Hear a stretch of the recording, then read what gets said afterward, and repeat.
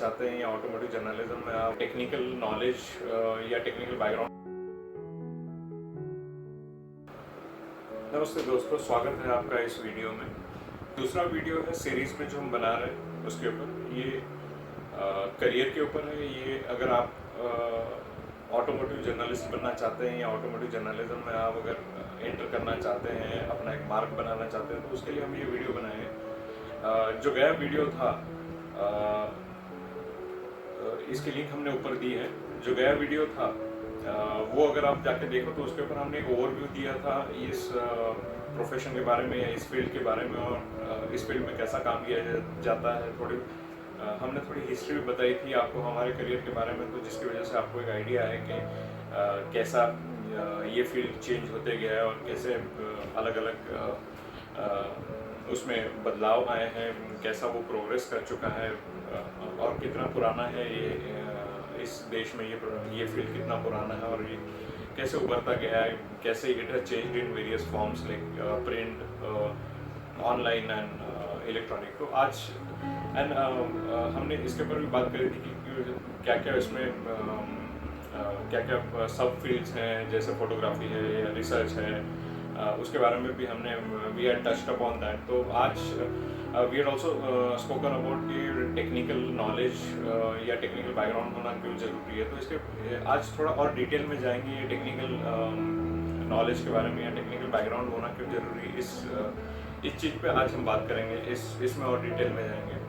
Engineering की background अगर आपकी है तो it gives you a sense of thinking. Engineers have a certain sense of thinking which develops with their education. तो वो एक ज़रूर मदद करता है, एक परसिवरेंस पावर या एबिलिटी जो इंजीनियरिंग कोर्सेज में आती है। ऐसा नहीं कि दूसरे कोर्सेज में नहीं आती, बट इसमें आती है वो और जो वर्किंग नॉलेज होती है इंजीनियरिंग चीज़ों की या इंजीनियरिंग गुड्स की या गैजेट्स की या कुछ भी कहिए आप, the kind of work that engineers do. तो इट हेल्प्स, एक एडेड एडवांटेज होता है उसका। वर्कशॉप एनवायरनमेंट का एक एडेड एडवांटेज होता है जब आप इस फील्ड में एंटर करते हैं। तो ऐसा नहीं कि आपका जो ऑफिस है वो बिल्कुल वर्कशॉप होने वाला, वैसा नहीं है। एक मीडिया हाउस का ऑफिस जैसे होता है वैसे ही यहाँ का भी ऑफिस होता है। If you were to come and work as an automotive journalist. Getting back to the core subject, technical background के ऊपर, तो ऐसा है कि आप पहली चीज़ तो आप हर एक घर में, जैसे मैंने लास्ट वीडियो में जिक्र किया कि हर एक घर में आज एक बाइक या कार होती है। तो ये चलती कैसे हैं, आप अगर इसको चलाना सीखे हैं, if you are driving it, riding it, तो आपने कैसा सीखा। पहले आपने जो सीक्वेंस में सीखा कि गियर कैसे डालें, एक्सीलेटर कैसा दे, क्लच कैसे दबाएं, ब्रेक कैसे दबाएं, किसको क्या सीक्वेंस में दबाना है, क्या करना है। तो इसके आगे जाके आपको ये भी as part of your technical upgradation in terms of getting into this field, ये होता है कि how do this things work.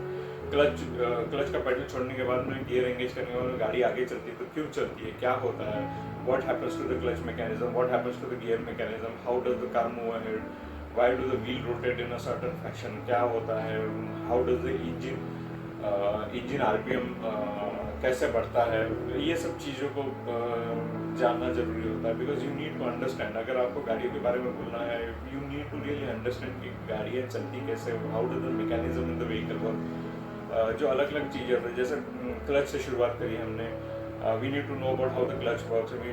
उससे रिलेटेड जो है we need to know how the gear box works. उससे रिलेटेड है कि हाउ डज इंजन कैसे काम करता है, इंजन से पावर क्लच तक, क्लच से गियर बॉक्स तक, गियर बॉक्स से प्रोपेलर शाफ्ट तक से या हाफ शाफ्ट से लेके व्हील तक, थ्रू द डिफरेंशियल या थ्रू द ट्रांस एक्सेल कैसे जाती है, ये सब जानना बहुत ज़रूरी है। इफ़ यू डोंट नो, अगर आपको ये चीज़ें अगर पता नहीं है तो आप बिल्कुल बौखला जाओगे या यू विल बी कंफ्यूज कि आप इस फील्ड में आए हो, आपको लिखना है, you have the responsibility to convey, आपको कन्वे करना है ऑडियंस को। और अगर दोस्तों आपने पढ़ा होगा पेपर में, काफ़ी सारी न्यूज़ आपने पढ़ी होगी लास्ट ईयर, कुछ चंद महीनों तक के BS6 इमिशन रेगुलेशंस आने वाले थे। BS6 emission, Bharat stage 6 emission regulations क्या चीज़ है, ये भी एक टेक्निकल स्टैंडर्ड है इमिशंस के बारे में, जिसके बारे में आपको जानना ज़रूरी है।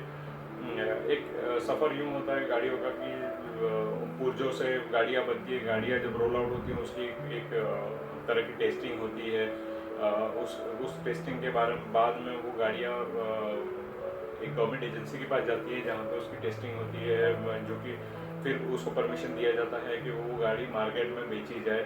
एक टाइप अप्रूवल या होमोलोगेशन कहते हैं उसको, होमोलोगेशन करने वाली ARAI जैसी संस्था है इंडिया में, जहाँ पे हर एक मैन्युफैक्चर अपनी गाड़ी भेजता है तैयार करने के बाद में अप्रूवल के लिए। वहाँ से जब तक वो अप्रूव नहीं होती है वो गाड़ी रजिस्टर किसी भी RTO के पास यहाँ पे इंडिया में रजिस्टर नहीं की जा सकती।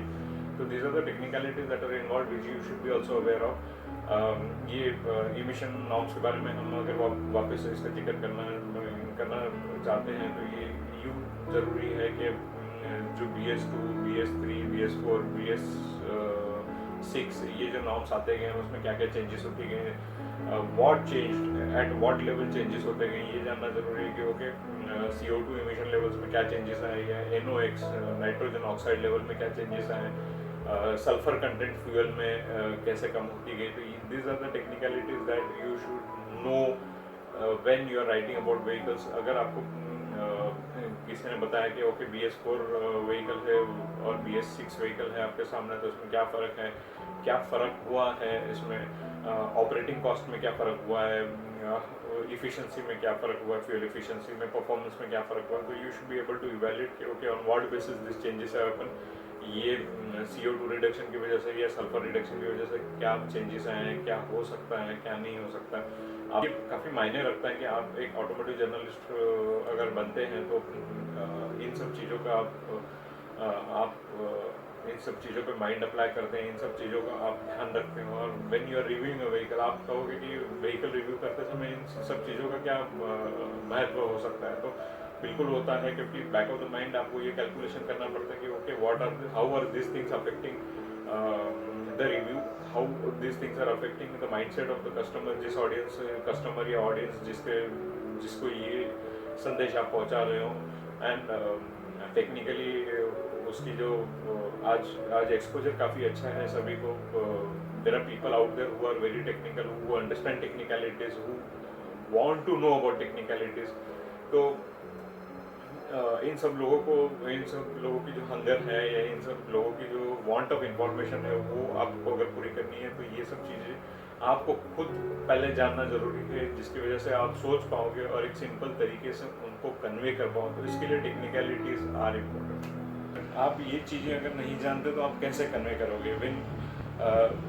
एक सिस्टमैटिक तरीके से हमको अगर देखना है तो we will let us talk about the exterior of the vehicle. हम एक्सटीरियर की बात करते हैं तो एक्सटीरियर में क्या क्या होता है, हेडलाइट्स होते हैं, टेल लाइट्स होते हैं, बम्पर होता है, उसका बॉनेट कैसे खुलता है, या जो बॉनेट की लीवर होती है वो कैसे खुलती है।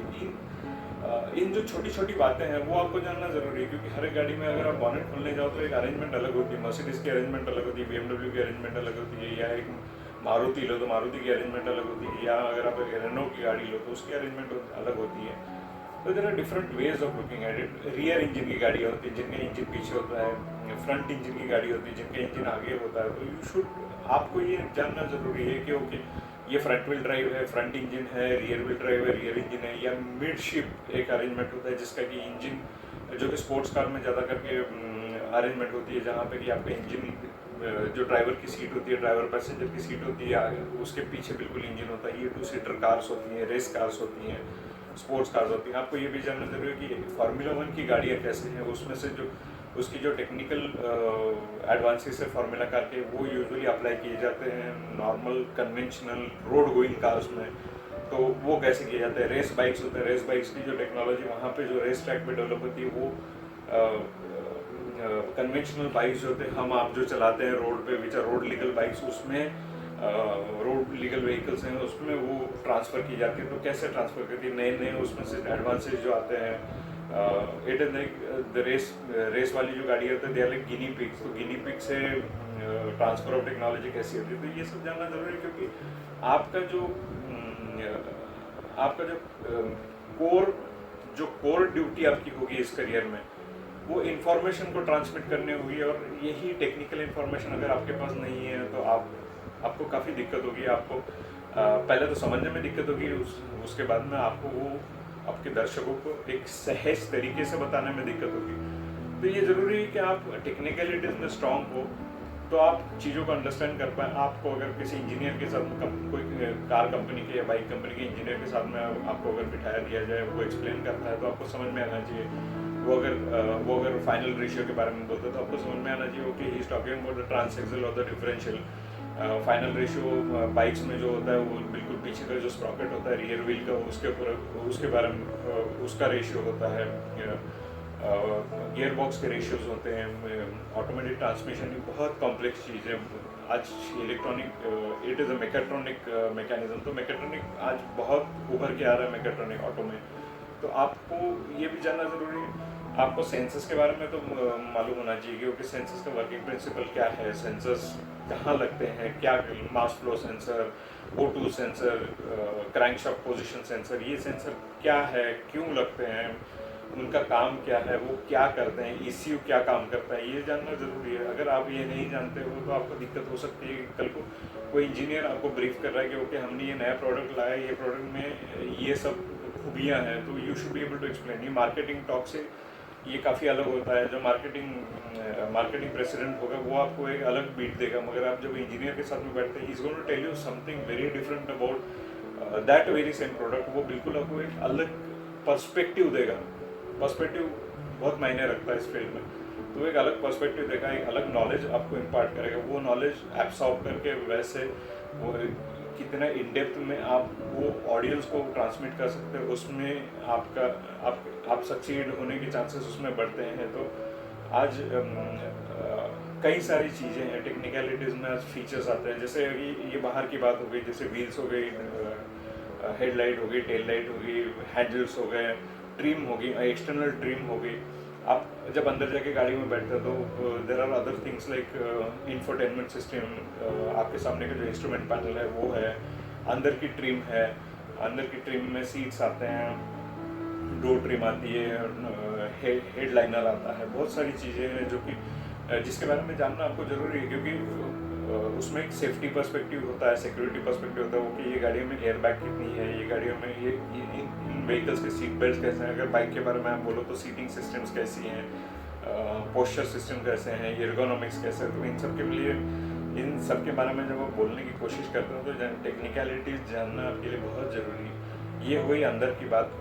जो एक्चुअल टेक्निकलिटीज़ होती है वो उससे भी अंदर होती है, जैसे कि मैंने जिक्र किया gear box, engine, braking system, ABS braking system में पहले हाइड्रोलिक ब्रेकिंग सिस्टम हुआ करती थी या न्यूमेटिक हुआ करती थी, बस उसमें बूस्टर तक नहीं होते थे। आज बूस्टर्स हैं, आज ABS सिस्टम है जो कि इलेक्ट्रॉनिक है, बिल्कुल इलेक्ट्रॉनिक है, ESC सिस्टम्स है, ESR सिस्टम्स है जो कि बहुत कॉम्प्लेक्स हैं, बहुत electronic, they very electronic in nature.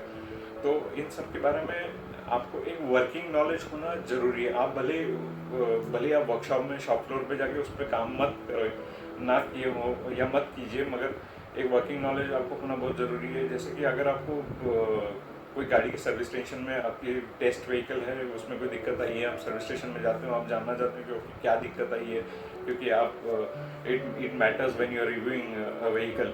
तो आप पूछते हो या आप एक आर्टिकल कर रहे हो जो कि मॉडिफिकेशन के ऊपर कर रहे हो, या you are talking about probably fitting better tyres to a vehicle to give it more grip, better handling, उसके बारे में अगर आप बोलना चाहते हो तो आप टायर शॉप में जाते हो। तो आपको ये टायर शॉप में जाने के बाद में ये इन्फॉर्मेशन होना ज़रूरी है कि ओके टायर के एस्पेक्ट रेशियोज क्या होते हैं, टायर का जो कॉन्टैक्ट पैच होता है उसका क्या होता है, कौन सी व्हील डिस्क में ये टायर फिट आ सकते हैं, कौन सी व्हील डिस्क में नहीं आ सकते, क्या क्या बैलेंसिंग वेट्स लगते हैं, किस तरह के वेट्स अलॉय व्हील्स में यूज़ किए जाते हैं, किस तरह के वेट्स स्टील व्हील्स में यूज़ किए जाते हैं, ये सब जानना बहुत ज़रूरी होता है। और जैसे कि ऑन एलिमेंट्री लेवल आप कोई वर्कशॉप में जाते हैं तो you need to know what is an open spanner, what is a ring spanner, what is a torque wrench, ये भी आपको पता होना ज़रूरी है। भले ही आपका टेक्निकल बैकग्राउंड, समझ लीजिए फॉर एग्जांपल आपका टेक्निकल बैकग्राउंड नहीं भी हो तो you need to learn about this, क्योंकि इससे ये मालूम अगर आपको नहीं है तो आपके बढ़ने के चांसेस, इस फील्ड में आगे बढ़ने के चांसेस बहुत कम हो जाते हैं। आप ये प्रश्न जरूर आपको आया होगा इस इसमें काम पे पहुंचते हुए कि जो आप रिव्यूज़ देखते हैं वीडियोस पे, जो रिव्यूज़ आप पढ़ते हो मैगज़ीन में, तो ये लोग तो कहीं इसका जिक्र नहीं करते, ये चीज़ों का कहीं ज़्यादा बोलना या लिखना उसमें दिखाई नहीं देता। Point is to understand how a vehicle works, to be able to write about it, to be able to talk about it in depth. तो ये चीज़ें बहुत ज़रूरी है। वैसे तो कोई भी बोल देगा कि okay how a vehicle drive, उसके बारे में तो थोड़ा चलाने के जो जिनके घर में गाड़ियाँ हैं, जिनके घर में बाइक्स हैं, वो उनको कोई नई बाइक चलाने दी जाए तो थोड़ी सी प्रैक्टिस के बाद में वो भी बोल पाएंगे कि ओके उनको क्या डिफरेंस लगता है, इसमें क्या खूबियाँ लगती हैं उनको, तो एक पर्सपेक्टिव वो दे पाएंगे। मगर जो पर्सपेक्टिव एक्सपेक्टेड है एक ऑटोमोटिव जर्नलिस्ट से, क्या वो दे पाते हैं, तो उसके लिए टेक्निकल नॉलेज, टेक्निकल बैकग्राउंड मुझे लगता है कि होना ज़रूरी है। हम और भी एस्पेक्ट्स के ऊपर बात करेंगे, आज के लिए हम यही रुकेंगे, हम और एस्पेक्ट्स पे बात करेंगे। ये सीरीज़ हम करते जाएंगे जिसमें कम्युनिकेशन स्किल्स वगैरह से लेके काफ़ी जो पहलू हैं इस प्रोफेशन के या इस फील्ड के, उसके ऊपर हम नज़र डालते जाएंगे। हमारे साथ में रहने के लिए शुक्रिया। अगर आपको ये वीडियो पसंद आता है तो इसको ज़रूर लाइक कीजिएगा, शेयर कीजिएगा, सब्सक्राइब कीजिएगा।